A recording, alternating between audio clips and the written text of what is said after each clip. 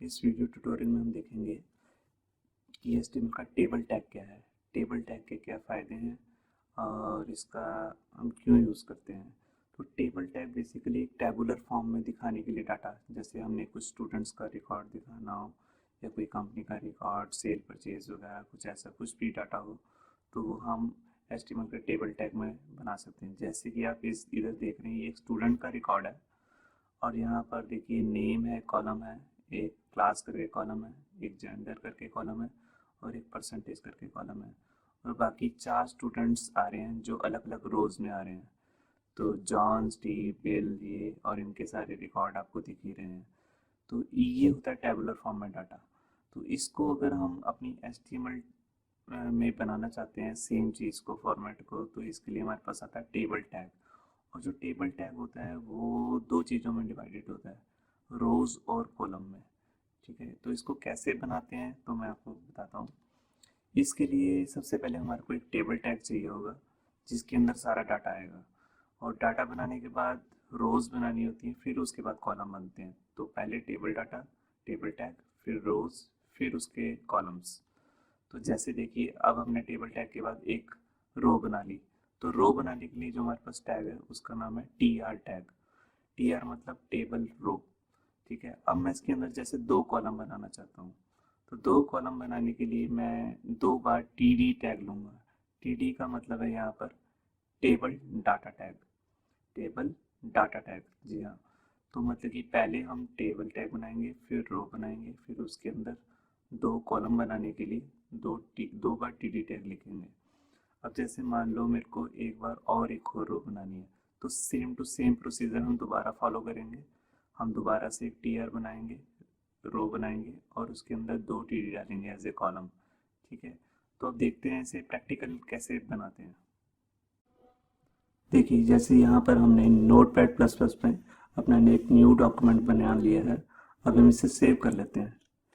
इसको सेव करते समय मैंने यहाँ पर नाम इसका दे दिया table1.html। तो यहाँ पर टाइटल में जैसे मैंने डाला ही हुआ टेबल टैग। अब हम इसे शुरू करते हैं। तो टेबल टैग के लिए जैसे हमने पहले आपको बताया है कि इसके लिए हमारे को सबसे पहले जो टेबल टैग चाहिए होगा, तो टेबल और यहाँ टेबल को क्लोज कर लिया। अब इसके अंदर हम सबसे पहले बनाएंगे रो। जैसे कि हमारे को 2 रो बनानी है और उसके अंदर 2 कॉलम बनाने हैं, तो इसके लिए हमारे को 2 रो बनाने के लिए 2 बार TR लेना पड़ेगा। ये लिया और इसके अंदर हम कॉलम बनाने के लिए जैसे हमें 2 कॉलम चाहिए तो TD लेंगे। TD मतलब टेबल डाटा। अब इसके अंदर हमने लिख दिया A, इसी की हम कॉपी बना के इसी को नेक्स्ट लाइन में पेस्ट कर देते हैं और यहाँ पर लिख दिया B। ठीक है, अब सेम टू सेम हम पूरी रो कॉपी करके यहाँ पर पेस्ट कर लेते हैं और यहाँ पर हम लिख देते हैं C और D। तो हमारे पास कुल 4 कॉलम है।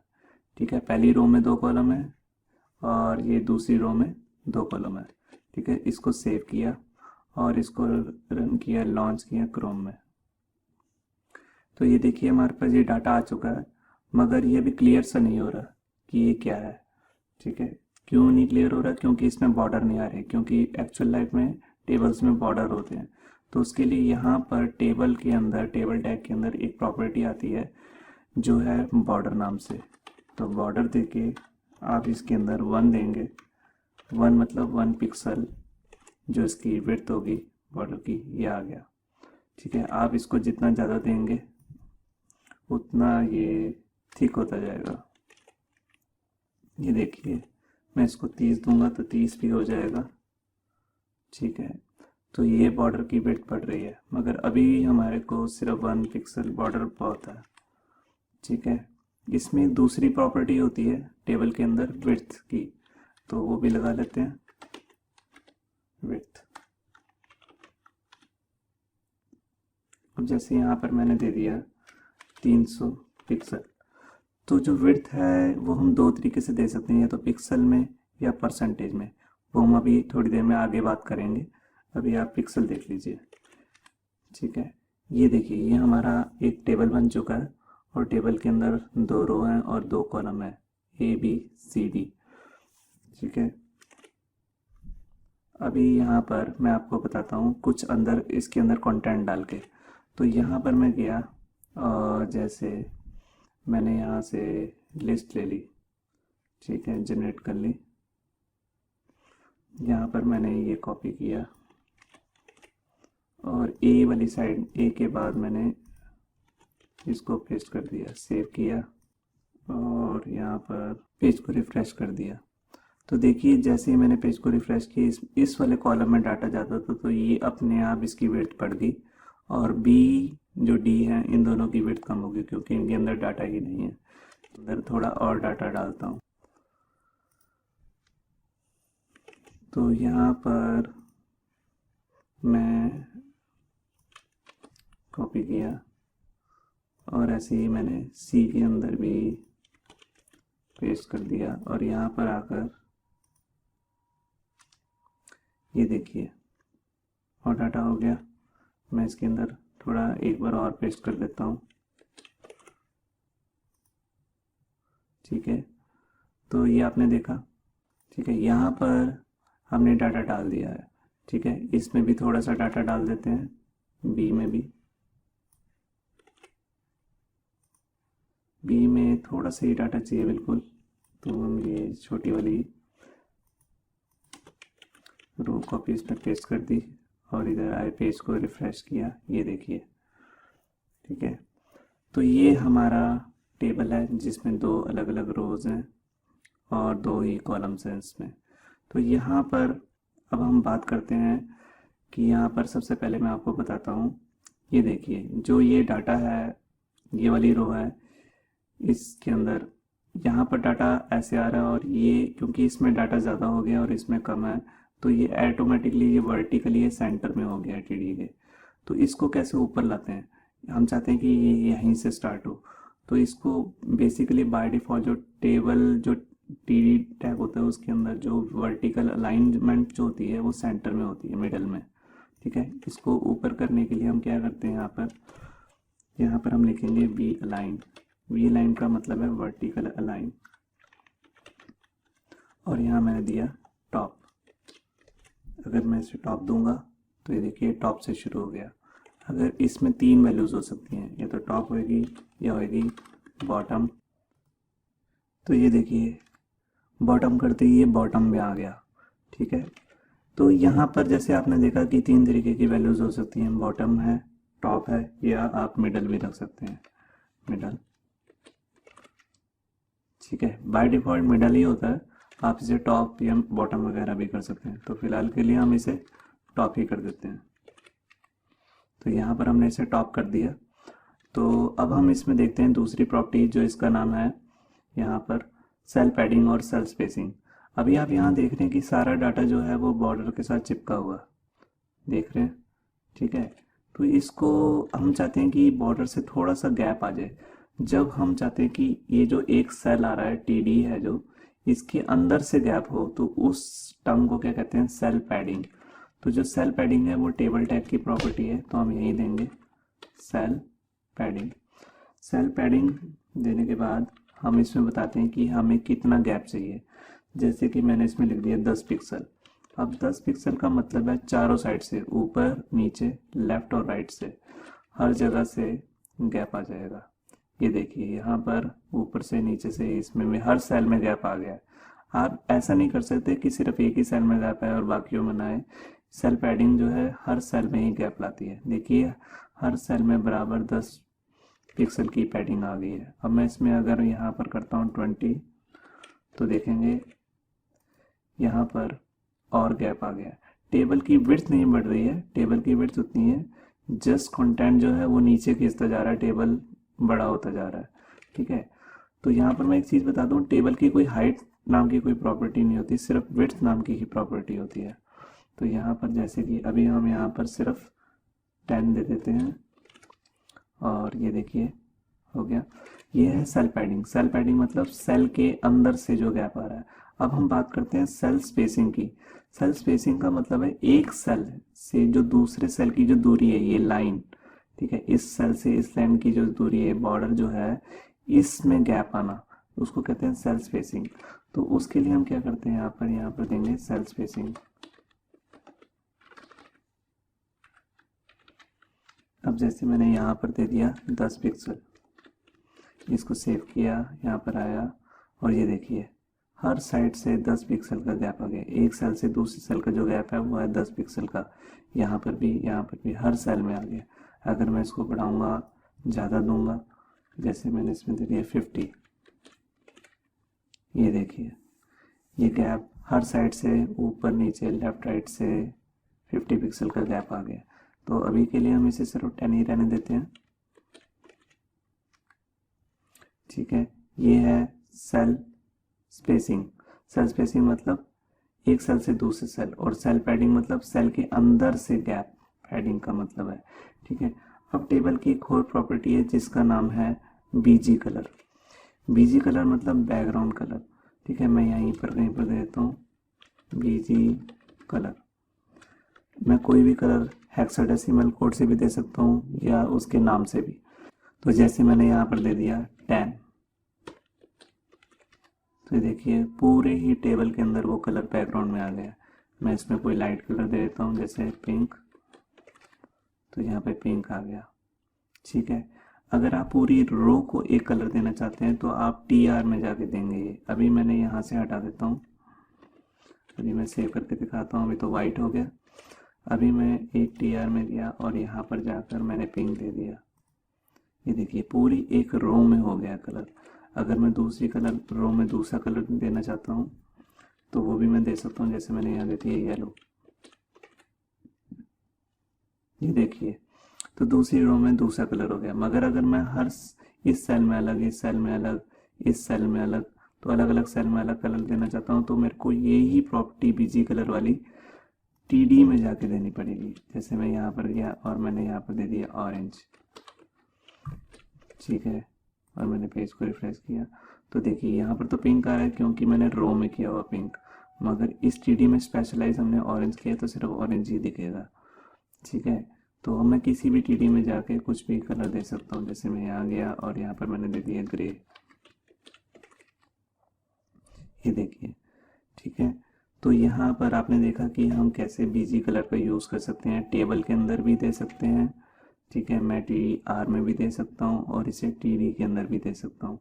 अब मैं आपको बताता हूँ इसके अंदर अलाइनमेंट के बारे में। ठीक है, पहले मैं ये सारे कलर्स रिमूव कर देता हूँ, Ctrl Z कर देता हूँ।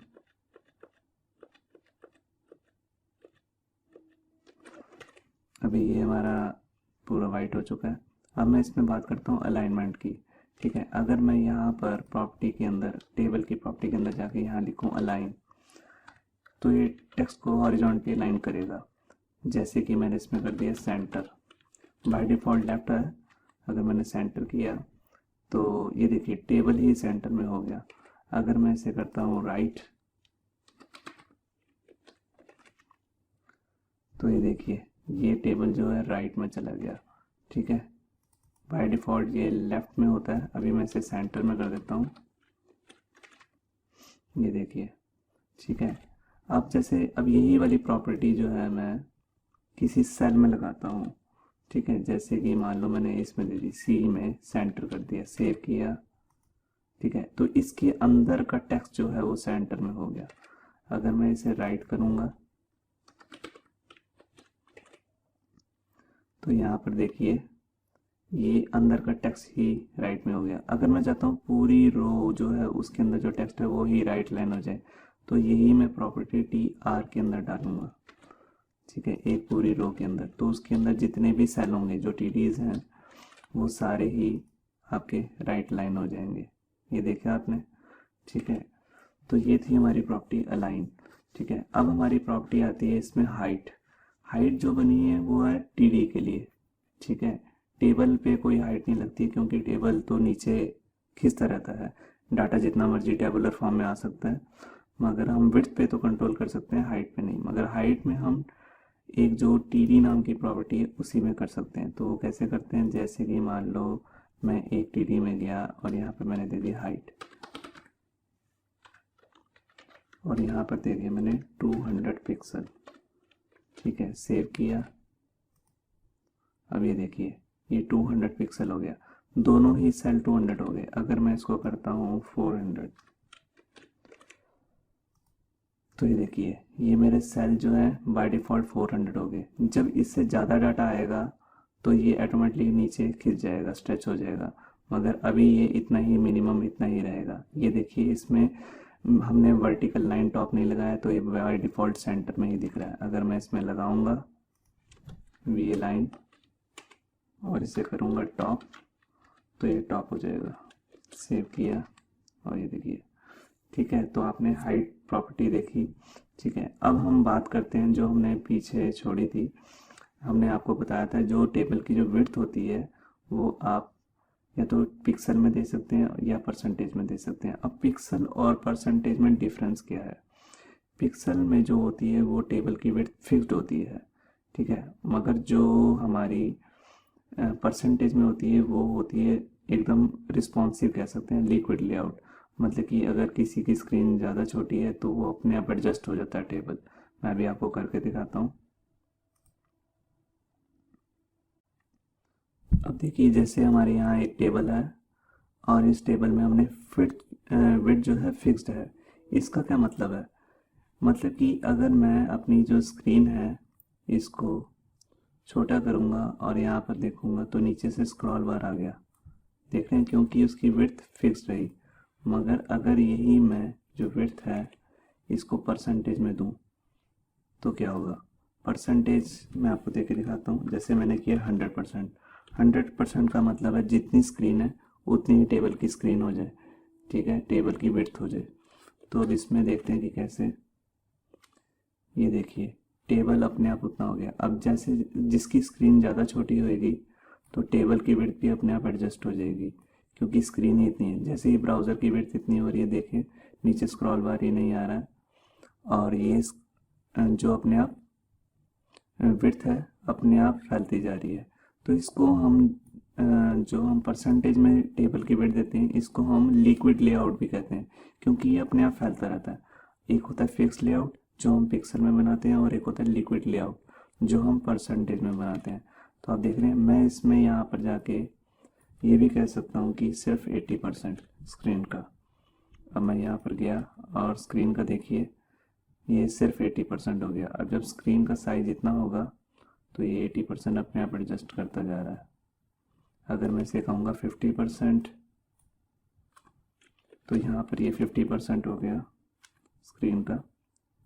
और ये देखिए जब स्क्रीन पूरी विड्थ में है तो यहाँ पर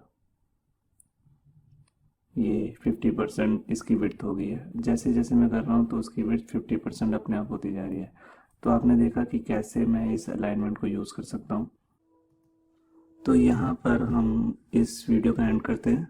तो थैंक्स हमारी वीडियो देखने के लिए, और आप हमारी अगली वीडियो जरूर देखिए क्योंकि उसमें हम टेबल टैग की दो और इम्पोर्टेंट दो प्रॉपर्टीज़ हैं जो हमने इस वीडियो में डिस्कस नहीं की हैं, कॉल स्पैन और रो स्पैन, जो हम उसमें डिस्कस करेंगे। तो उसको जो देखना मत भूलिए और हमारे चैनल को सब्सक्राइब जरूर कीजिए। Thank you.